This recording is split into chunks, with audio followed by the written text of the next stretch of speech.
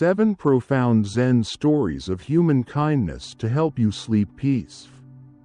In a world that rarely pauses, your heart longs for peace. Tonight, let it find you. These are not just stories. These are whispers from Zen masters, timeless acts of compassion that will soften your mind, warm your heart, and gently carry you into deep, healing sleep. Each story is a mirror, a lantern, a quiet reminder of the kindness still alive in this world and within you. Stay with me. Your journey back to stillness begins now. In tonight's journey, before we begin, a gentle note: this isn't just a video, it's a space. A quiet space where you are allowed to pause, to breathe, to let go. There will be moments of silence woven into this journey. No voice, no words, only soft music and your breath. These are not empty spaces. They are part of the meditation. Moments for your mind to rest, for your heart to soften. Let them hold you, not rush you. And as we near the end, you'll notice the sound gently fading, easing you into deep sleep. Without effort, if you are still here, fully present until the last breath of this journey, you'll receive a small gift, a simple bedtime practice. Not just to help you sleep, but to slowly, gently, transform how you live. Let us begin now, together. In gentle 1.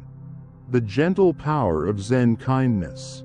In the quiet hours of the evening, when the noise of the world begins to settle and our minds gently retreat inward, there is a space, tender and still, where ancient wisdom can meet us. It is in this sacred pause that Zen teachings begin to unfold. Not through complicated rituals or lofty philosophies, but through simple stories, stories of kindness, compassion, and presence. These are not tales to be analyzed, but to be felt, not puzzles to be solved, but mirrors to the heart. Zen, unlike many traditions, doesn't seek to overwhelm us with doctrine. Instead, it peels away the layers of complexity, guiding us back to what is essential and real. In that spirit, tonight we offer you 7 profound Zen stories of human kindness, not as lessons to memorize, but as quiet companions to soothe your mind, open your heart, and gently lead you into peaceful sleep. There is a soft power in kindness, especially when it comes without conditions. As Zen master Thich Nhat Hanh once wrote, compassion is a verb. In the Zen way, compassion is not something we preach, it is something we live, breathe, and embody in small, everyday gestures. Whether it's offering a cup of tea to a stranger, or choosing to listen deeply when someone speaks. These are not grand gestures, yet their impact ripples far beyond what the eye can see. In our modern lives, especially in a culture that values productivity, performance, and achievement, the act of simply being kind can feel radical. Yet true Zen kindness is not about being soft or weak, it is, in fact, a form of inner strength. It requires presence. It demands that we see clearly, that we meet each moment not with reaction, but with gentle awareness. And in that meeting, we offer something rare, the gift of our full attention, the warmth of our non-judgment, the refuge of our stillness.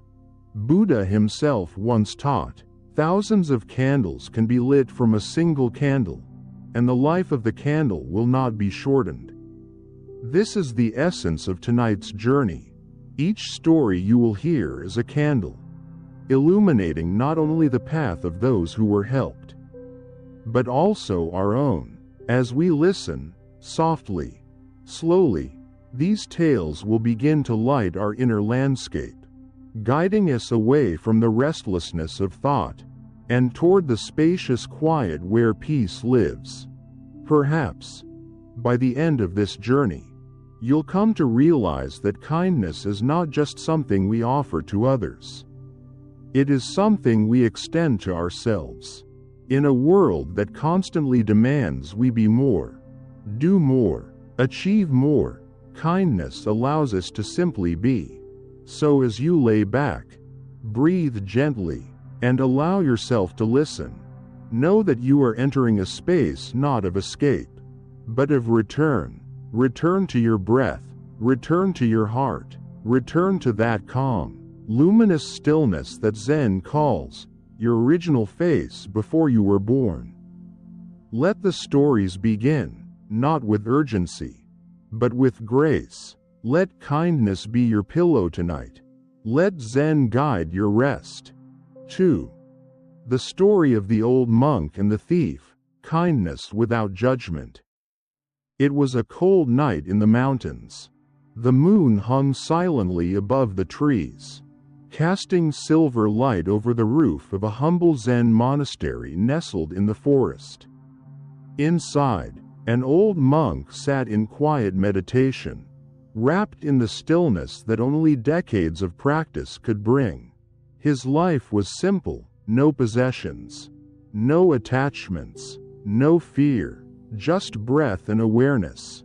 Suddenly, the door creaked open. A thief, desperate and ragged, stepped inside. He had heard rumors that the monastery held treasures, perhaps silver bowls or hidden relics.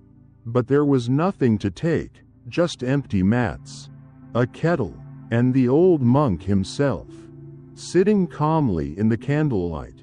The thief stared in disbelief. The monk looked at him, smiled gently, and said, "You have come a long way to visit me. You must be tired. Please, take my robe, it's cold outside." The thief froze, confused. No shouting, no anger, no resistance, only kindness. The monk stood up, took off his only robe, and placed it in the thief's trembling hands. Then, softly, he said, "I wish I could give you the moonlight."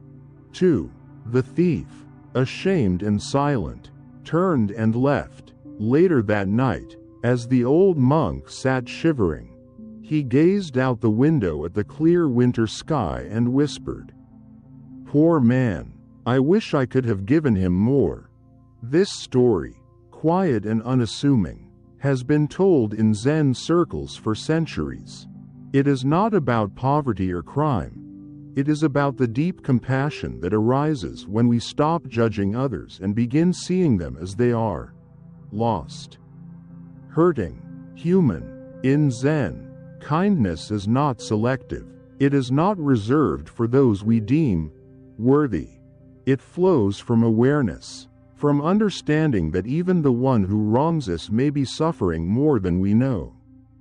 Zen master Shunryu Suzuki once said, "When you do something, you should burn yourself up completely, like a good bonfire, leaving no trace of yourself." In this story, the monk gives everything, not for recognition, not out of duty, but because in that moment, it was the most compassionate response. There was no ego, no fear, no resentment, only presence. And in that presence, kindness became a mirror, not for morality, but for awakening. In today's world, where we are quick to label, condemn, and divide, the story reminds us that true kindness begins where judgment ends. Modern psychology echoes this.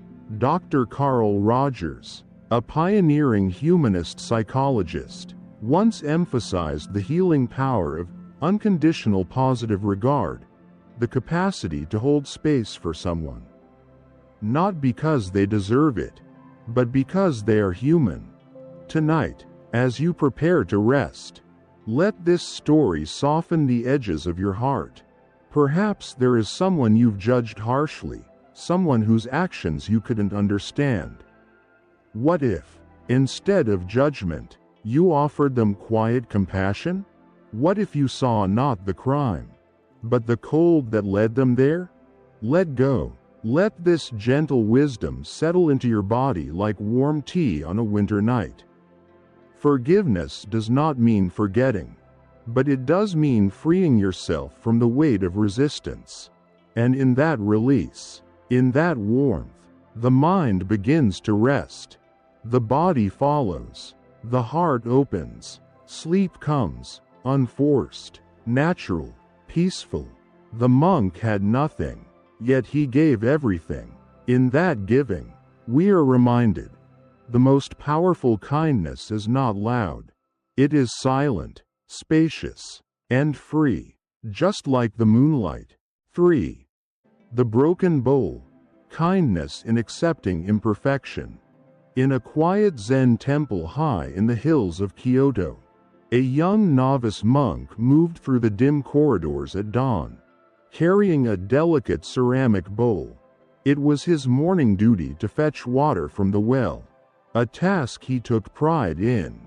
But on this particular morning, as the wind shifted and his thoughts wandered, the bowl slipped from his hands.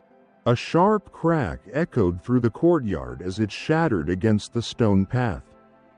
Panic gripped him. That bowl had belonged to his teacher, an old Zen master revered for his deep calm and quiet authority. The boy gathered the broken pieces with shaking fingers, eyes filled with dread, as he returned to the meditation hall.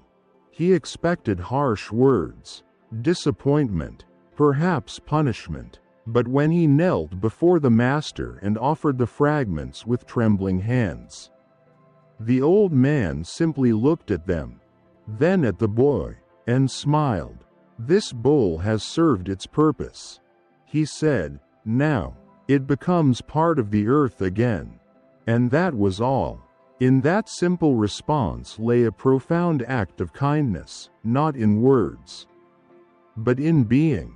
The Zen master did not lecture, did not scold, did not cling.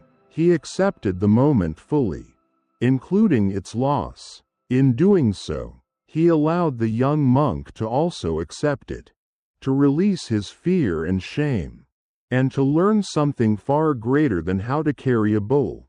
He learned how to carry failure with grace. Zen does not demand perfection. In fact, it dissolves the very illusion of it. As Zen master Dogen once wrote, "To study the way is to study the self. To study the self is to forget the self." When we forget the self, our pride, our attachment to success or image, we begin to see that all things, even mistakes, are expressions of life's unfolding. The broken bowl was not a failure, it was a moment of transformation. This way of seeing aligns not only with Zen but with modern psychological insight. Dr. Kristin Neff, a leading voice in self-compassion research, reminds us that self-kindness involves treating ourselves with care and understanding rather than harsh judgment. When others offer us this gentleness, especially in our moments of error, we learn to internalize it. We become more resilient, more open, more whole. The story of the broken bowl is not about carelessness, it is about the quiet power of acceptance. It tells us that kindness is not just an action, it is a way of seeing. When we see imperfection without fear, when we hold brokenness without aversion, we create a space for healing, not only for others, but for ourselves. As you lie in bed tonight, breathing gently, reflect on your own broken bowls, mistakes you've made, things you wish you could undo. Instead of tightening around them, let them go, let them return to the earth. You are not defined by what was broken, but by how you allow life to continue flowing through you. The Zen master's smile is the reminder: nothing is lost. Everything changes. Everything belongs. Sleep now, with the quiet knowing that you, too, are enough, even with your cracks. Or perhaps, because of them.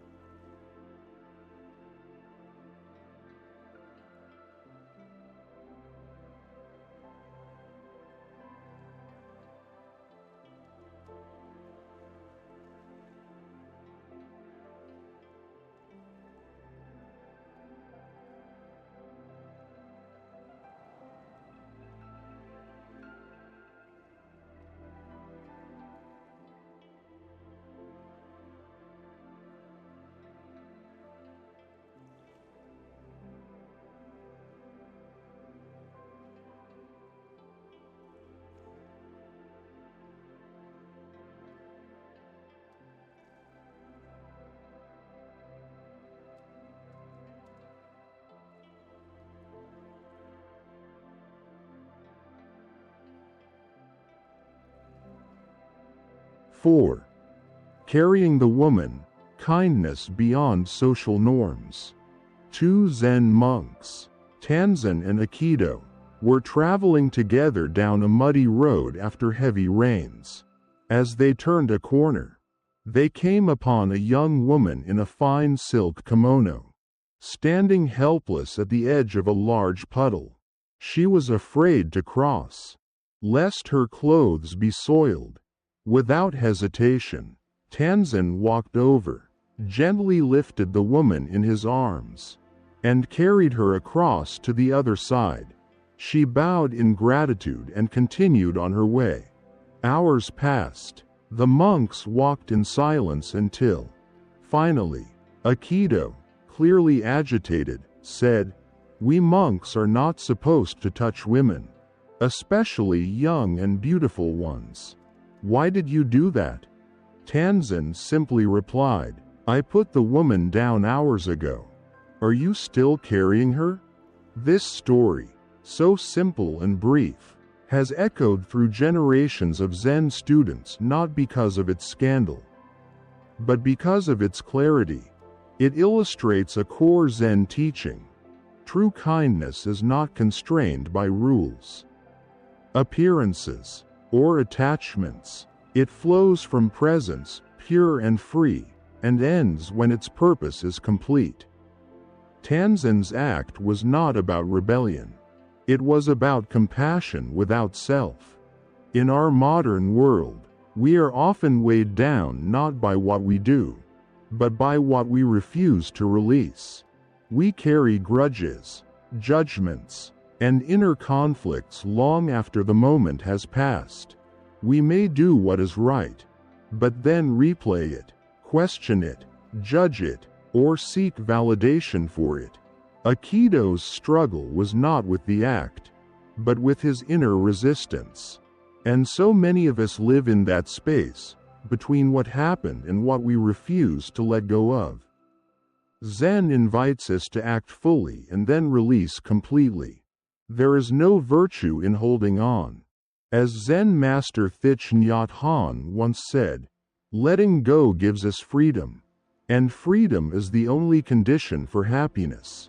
Tanzen was free to act, free to help, and free to move on.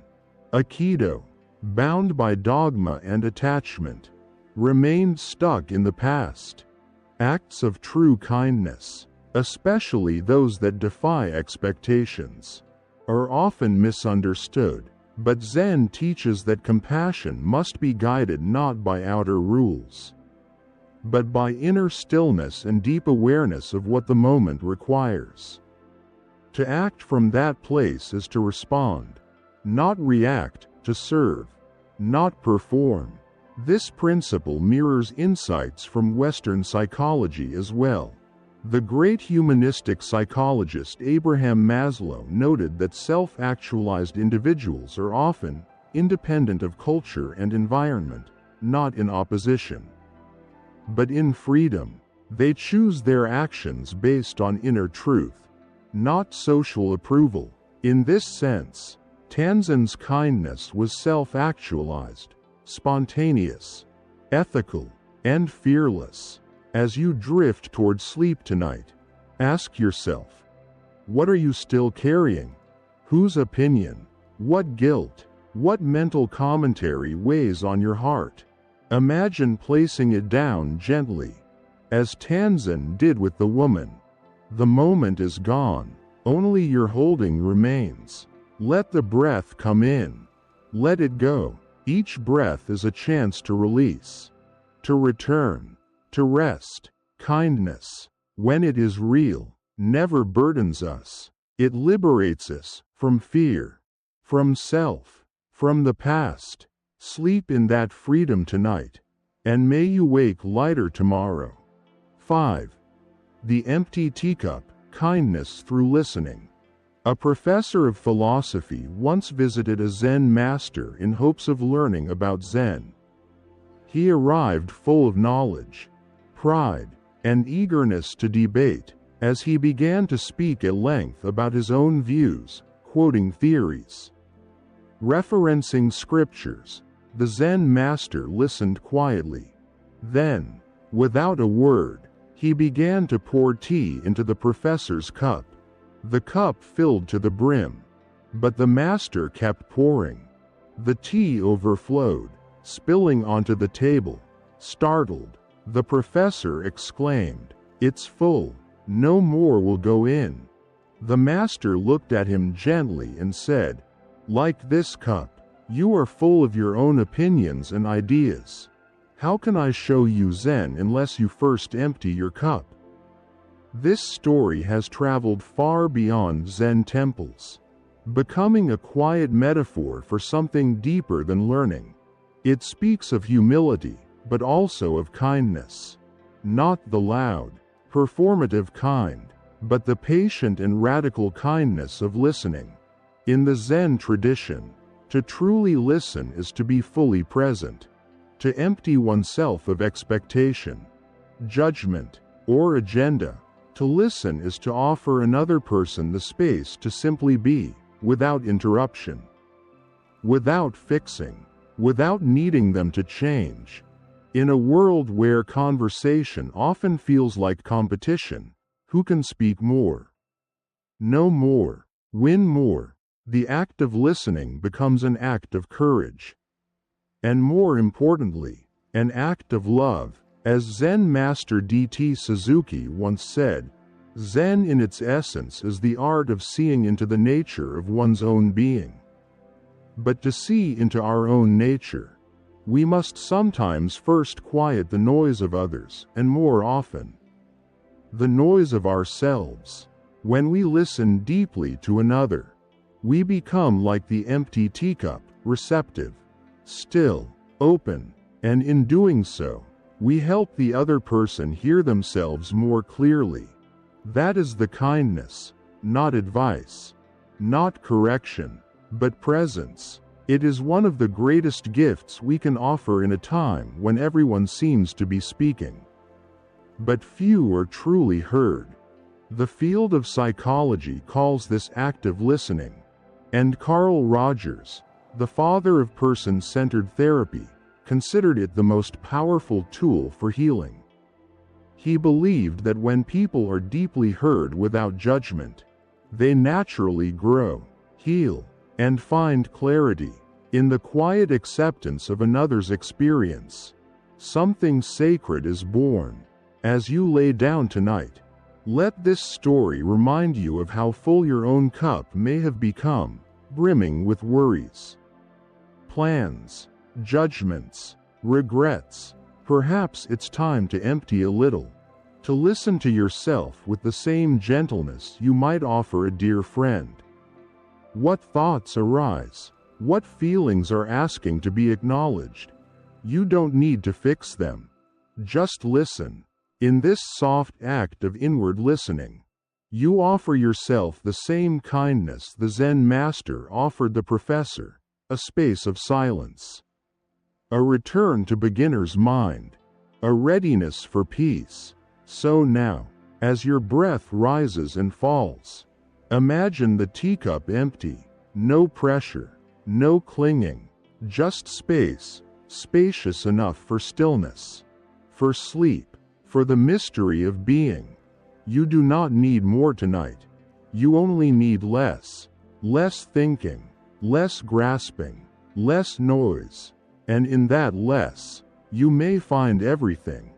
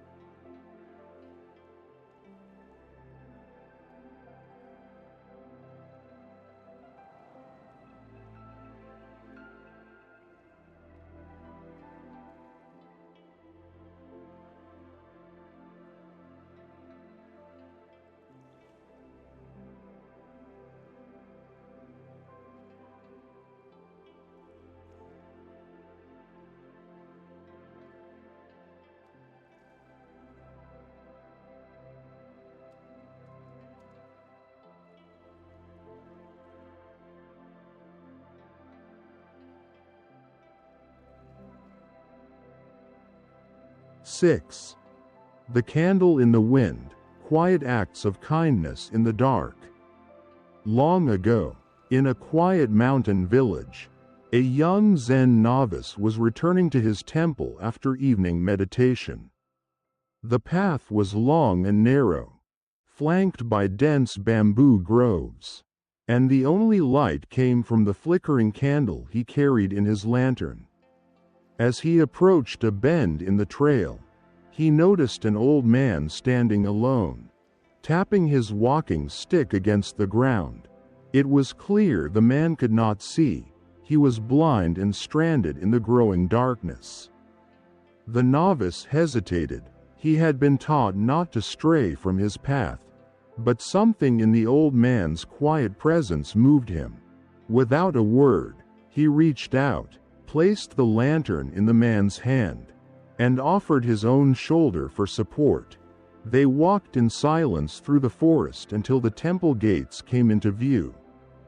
Just before parting ways, the young monk tried to take back the lantern, but the old man shook his head. "Let me keep it," he said, smiling softly. "Even if I cannot see the light, I can feel its warmth." That night, the novice asked his teacher if he had done the right thing by giving away his only source of light. The Zen master closed his eyes for a moment, then replied, "One candle, even in the wind, can ignite another. The brightness is not in the flame, but in the heart willing to share it." Zen is often mistaken for grand gestures of wisdom or enlightenment. But true Zen lives in the smallest acts, those done in silence, without need for recognition. In that moment on the path, the young monk did not perform kindness, he embodied it. He did not calculate the value of his act. He simply responded to life's whisper. Here is someone in need. Be present. Give what you can. In our modern world, where so much is driven by performance, transaction, and metrics, such subtle kindness may seem invisible. But it is precisely these gentle, unseen moments that sustain the human spirit. They are the quiet bridges that connect hearts. You never know how deeply your one small act, your smile, your presence, your time, might shelter another person walking through darkness. Buddha once taught, thousands of candles can be lighted from a single candle, and the life of the candle will not be shortened. Science now echoes this wisdom. Psychological studies show that witnessing small acts of altruism increases oxytocin, calmness, and empathy in the observer. Kindness doesn't only help the receiver, it nourishes the giver and those who simply bear witness. It is a ripple in the collective field of being. Tonight, as you lie in bed, eyes soft and breath slowing, reflect on your own light. Perhaps you think it is too dim to matter. Perhaps you've been burned by giving. But remember this: even the smallest candle holds the power to comfort, to guide, to warm. You don't need to save the world. You only need to notice where your light is needed next. Let yourself rest now, not because your work is done, but because your being is enough. In the quiet of this moment, your presence, gentle, aware, still, is its own form of kindness. And in that kindness, peace returns.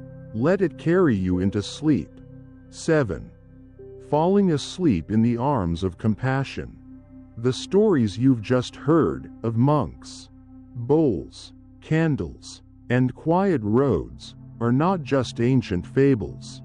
They are mirrors. Each one reflects back to us the still, unshaken truth that within every human heart lies the seed of boundless kindness. Not the kindness that seeks applause, but the kind that is content to go unseen, the kind that holds the hand of a stranger without needing to know their name, the kind that forgives before it is asked, the kind that gives even when no one is watching. Zen doesn't speak in slogans. It speaks through silence, through presence, and through a kind of love that's rooted not in emotion, but in clarity. True compassion arises not from pity, but from understanding. It knows that we are all travelers, stumbling our way through joy and sorrow alike. And so, the Zen path doesn't ask us to be perfect, it simply invites us to show up. Moment by moment, heart by heart, with attention and care. As you lay here now, surrounded by the quiet of the night, let your body soften, let your breath deepen. Feel the stillness not as an absence, but as a living presence, the gentle pulse of awareness beneath the surface of all things. You are not alone. You are not broken. You are simply human, and that is more than enough. Let the stories settle in you like soft rain on a garden. No need to remember every word. Let their essence nourish you in ways your mind does not need to understand. Perhaps tomorrow, in some small way, you will pause before reacting. You will listen a little more fully. You will see someone's pain behind their anger, and you will choose kindness. That is Zen in action. That is awakening, not in a temple or a mountain cave, but in the middle of your everyday life. If these stories have brought you even a moment of calm, clarity, or connection, I invite you to continue this journey. Subscribe to Buddhism in You to walk with us each night as we explore the inner landscape of peace, purpose, and presence. Together, we nurture the stillness within that makes life outside more compassionate and whole. And now, if you are still here, at the end of this video, here is your reward, a simple practice to bring tonight's peace into tomorrow's world. Daily practice, the kindness pause. Tomorrow, take just one mindful pause during your day. It could be before responding to a message, during a conversation, or while observing someone in difficulty. In that pause, ask yourself gently, what would kindness do here? Then do it, silently, softly, with no need for recognition. This one pause, this one act, can begin to transform your life from the inside out. Regular practice will help you transform your own life for the better. So rest now, dear listener. Let go of striving. Let your breath be your refuge. Let kindness hold you like a soft blanket. See you tomorrow night, here.